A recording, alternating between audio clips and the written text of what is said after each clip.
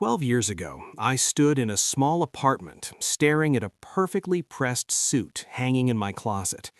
My wedding was just 8 days away, planned at Lakeside Manor, an elegant venue with marble walls, glowing chandeliers, and a lake view that looked like something out of a dream. My fiancée, Olivia Carter, had chosen it. I couldn't really afford it, but I believed that didn't matter. I had a stable job, a plan, and the certainty that we would face anything together. That belief collapsed on a Wednesday morning.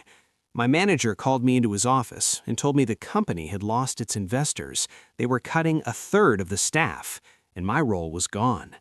Just like that, everything I had built my future around disappeared. I walked out carrying a box of my belongings, telling myself I'd recover quickly. I had skills, experience, I would find another job. That night, I called Olivia and told her what happened. I expected support, maybe even reassurance. Instead, there was a long silence before she said, "My father thinks this changes things." I tried to stay calm, telling her it was temporary, that we would get through it. But her voice had already changed. It wasn't fear, it was distance. The next evening, I sat across from her parents at a long, polished dining table that felt more like a courtroom than a home. Her father, Charles Carter, didn't waste time. He told me directly that I was no longer a stable choice, that his daughter deserved security, and I couldn't provide it anymore. I tried to argue that love mattered more than money, but he dismissed it like it was naive. When I looked at Olivia, hoping she would stand beside me, she kept her eyes down. 3 days later, it was over. She didn't even come herself. Her mother returned the engagement ring and told me the wedding was canceled. Just like that, the future I had imagined disappeared.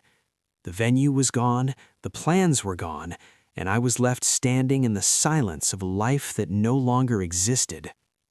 The weeks that followed were heavy. My wedding suit stayed in the closet, untouched, like a reminder of everything I had lost. I took whatever work I could find just to survive. Small IT jobs, freelance gigs, anything that paid the bills. My mother tried to keep me grounded, but my younger brother kept pushing me forward. One day, standing in his garage, he told me something that stuck. If they think you're nothing, build something they can't ignore. That idea became my turning point. I stopped waiting for things to get better and started creating something new.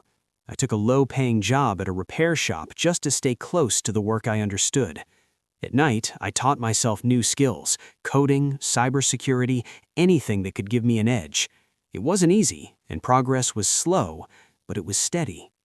Months turned into years, and slowly, everything began to shift. I built a client base, then partnerships. One project led to another, and eventually, I co-founded a small tech company. We started in a basement, working long nights with limited resources, but we had something valuable, a product people needed. That was enough to keep going. The company grew faster than I expected. We reinvested everything, expanded our team, and landed bigger contracts. By the time 7 years had passed, we were no longer struggling, we were competing. My name started to carry weight in the industry, and for the first time, I felt like I had truly rebuilt myself. Then came the opportunity that changed everything.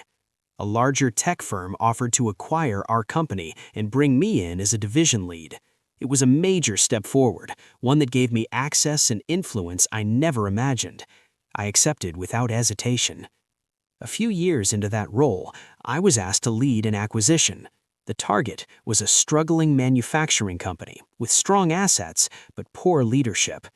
When I saw the name in the report, Carter Industries, I paused. It was Olivia's family business. Life had come full circle in a way I never expected. The deal took months, but when it was finalized, control of that company rested with me. I could have kept it quiet, treated it as just another business move. But instead, I decided to do something different. I booked Lakeside Manor, the same venue where my wedding was supposed to happen.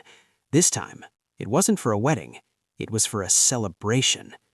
I made sure the guest list included the most influential people in the city, and among them were 3 names I personally added: Charles Carter, his wife, and Olivia. I knew they would come. People like them never miss an opportunity to be seen. The night of the event, everything looked exactly as I remembered. The chandeliers glowed, the marble floors shined, and the lake reflected the lights like a mirror. But the feeling was completely different. I wasn't standing there as someone hoping to belong. I was the one hosting the entire room. When they walked in, I saw it immediately. The hesitation, the surprise. Charles tried to maintain his composure, but I could see the shift in his expression.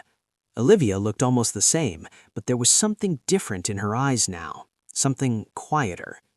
I greeted them calmly. There was no anger in my voice, no need for it. The night wasn't about confrontation, it was about presence. As the night continued, they watched as I moved through the room, speaking with confidence, being treated with respect. Everything they once believed I lacked was now undeniable. Later, I stood in front of the room and gave a short speech. I talked about setbacks, about being told you weren't enough, and about what happens when you refuse to accept that. I didn't mention them by name, but they knew. The silence in the room made sure of that. By the end of the night, there was no dramatic moment, no argument, just a quiet understanding. As they prepared to leave, Charles approached me and admitted, in his own way, that I had built something significant. Olivia spoke last, her voice soft, saying she had been wrong about me. I didn't react the way I once would have.